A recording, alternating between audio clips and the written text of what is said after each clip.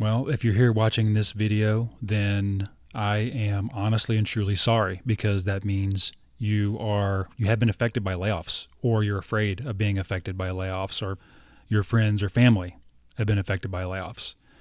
So you're probably out there looking for people who have similar experiences.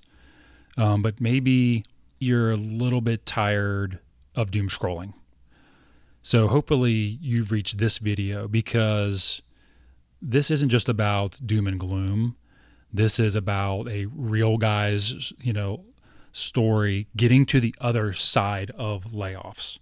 And you can take it from me because I'm probably one of the leading experts in this, having been laid off now 3 times in 5 years.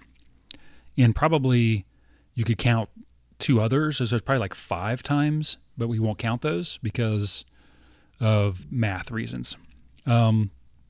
So I've actually had 9 jobs in 9 years. I've been a part of 7 layoffs in my career.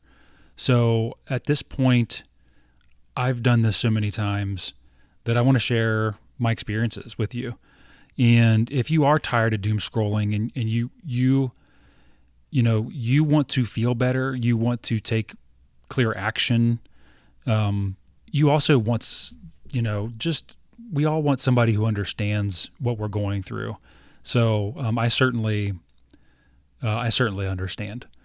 But I also want to provide some actual tips because there's so much fear, uncertainty, and doubt out there right now. And again, take it from the expert here. Anxiety is not a helpful emotion. These things can be motivators, but they can also completely take over and cripple you into inaction. So, just a little bit about my specific story of being laid off and kind of what that was like.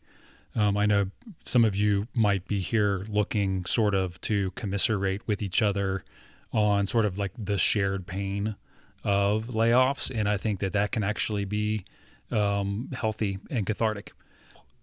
My story is probably pretty typical. We had the Friday at 9 a.m. get a meeting on your calendar for 4:15 with 2 people whose names you've never seen before, plus your boss and your boss's boss. So at that point, they could have just, sent me an email and said, you're laid off, right? Because it's pretty clear at that point what was happening. I actually was kind of suspicious before leading up to this, just based on some of the updates from the company. I was in a particular business unit that wasn't meeting its targets. Of course, I spent the whole day sort of on pins and needles, and then sort of feeling silly about it because, as I already mentioned, I've been through this multiple times, and still that feeling that it's this real sinking feeling. You really start to look ahead and start to think, how am I going to do this? How am I going to survive without a paycheck? I joined the meeting. I actually chose to not turn my camera on. This is a remote position. I chose to not put my camera on because I honestly didn't know how I was going to react. I was feeling pretty emotional. I was really nervous. And again, oddly, because I've been through this before. So when they get on the call, they said, it was, again, some person I think it was a literal consultant that they had hired to do the layoffs. And they just kind of laid it out. Unfortunately, your job is being eliminated. Your last day is today. Here's the terms of your separation. And it was just very, cold and detached and factual and, quite frankly, transactional. Honestly, I understand why the layoffs happen the way they do. It kind of like, it is what it is, and I no longer take it personally, and I've let go of a lot of that, the bitterness and, just the anger and the annoyance and the frustration and things shouldn't be this way. It doesn't mean that those things are right, or humane, but it I've accepted some of those truths. But after that initial shock wears off, you start to kind of swirl. And my first thought was, well, wait a minute, not everybody was laid off. There were other software engineers that survived that layoff. So why was I chosen? And this is another one of those things, that if this were a more human process, they would tell you. They would just tell you, treat you like an adult. Hey, you, whatever reason, you just weren't as productive as these other engineers, or you didn't have enough experience in this tech stack, or just not enough time with our company. Or your salary band was out of line, like you made too much money, which we know like salary deflation is a thing. So that is a real reason why layoffs are happening right now, is companies trying to get their salaries back down to pre-boom, pre-salary bubble, we'll call it. I'm putting it in quotes. So why me? Hopefully not many of you can relate to this. But after the third layoff in 5 years, I start to question, like, it probably is me, to some degree. There's got to be something, right?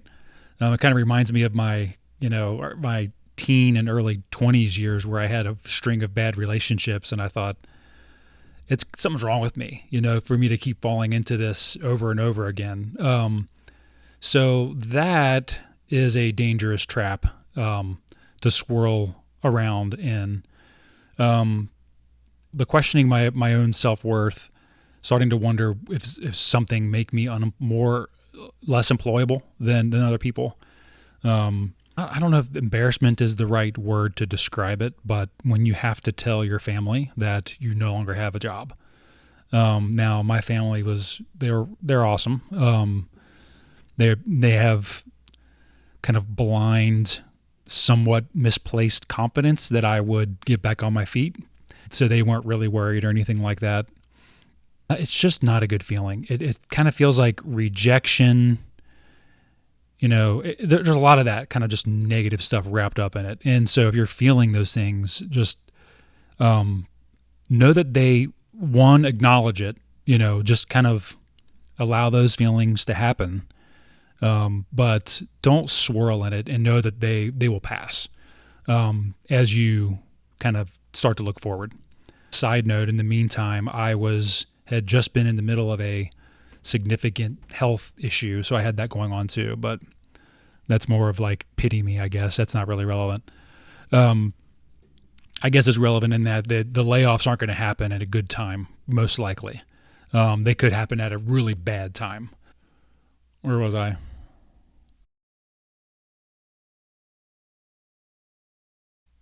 I lost count of how many cold applications I made, and completely not a single response, not one.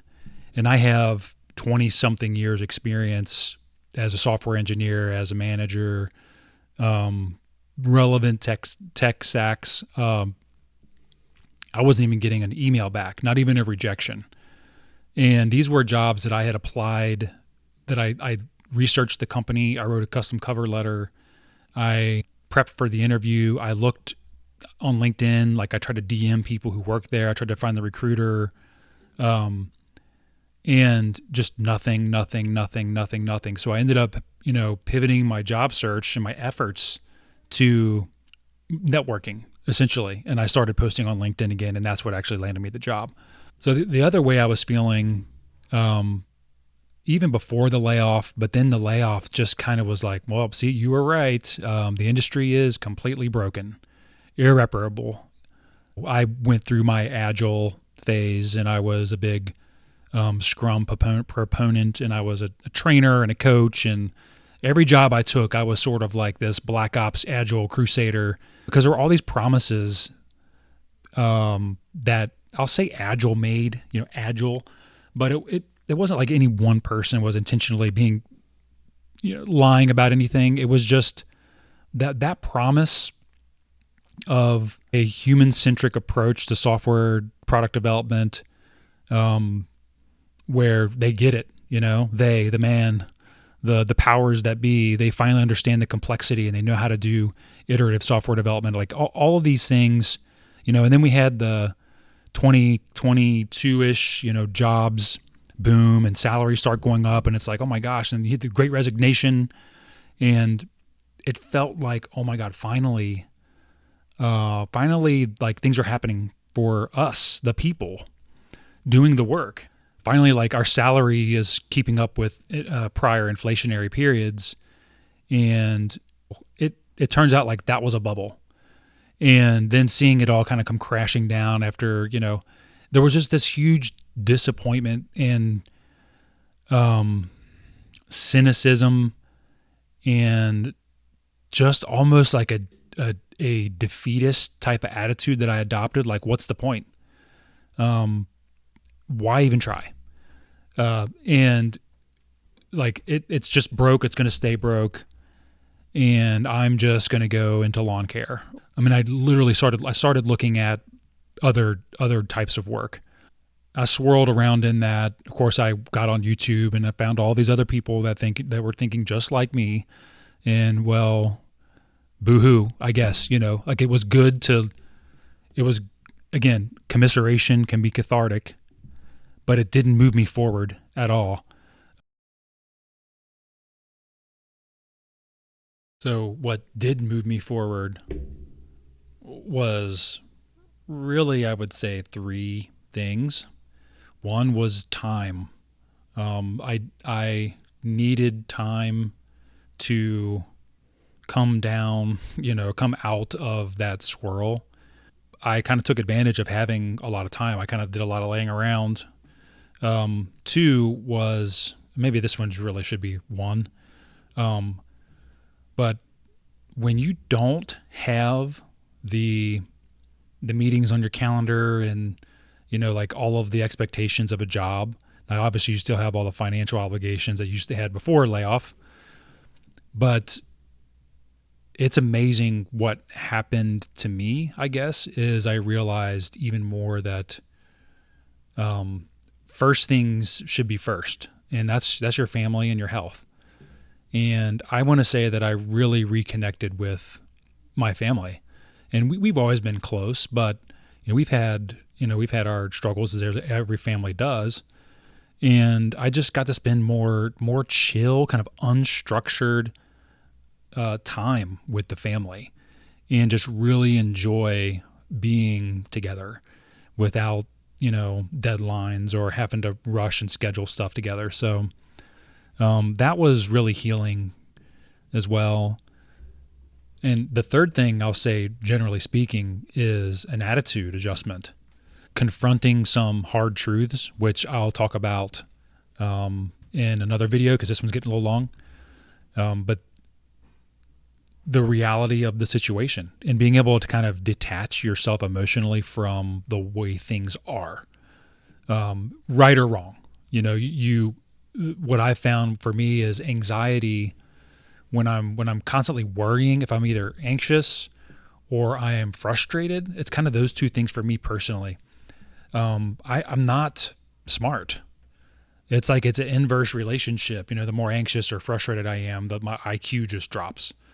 So I decided, it didn't just happen, but I decided I wanted to be a different person. I was tired of being frustrated and anxious all the time about the industry, about things that I couldn't change. That attitude adjustment came through in my interviews. I can guarantee I even felt a difference in my own performance on interviews because I just had such a different attitude. I felt more gratitude when I was given a chance. I felt less judgy, about all the little dysfunctions that that they're going to have, all the non-agile things that they say about project planning. And it's like, it is what it is. And they probably have a good reason for doing that, and it's working for them. So I'm not going to go in and just try to change things. I'm going to go in and just do the best, job I can, realizing that I'm there to do a very specific job that they're paying me for.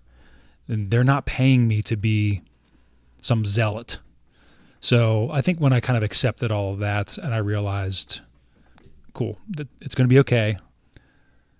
And I was able to kind of get through it. Being laid off is a super humbling experience. and now 4 months on the other side of my third layoff, I can tell you I am better. I am a better person. I have found way more chill than I ever thought I could have. I'm more at peace. I feel more confident.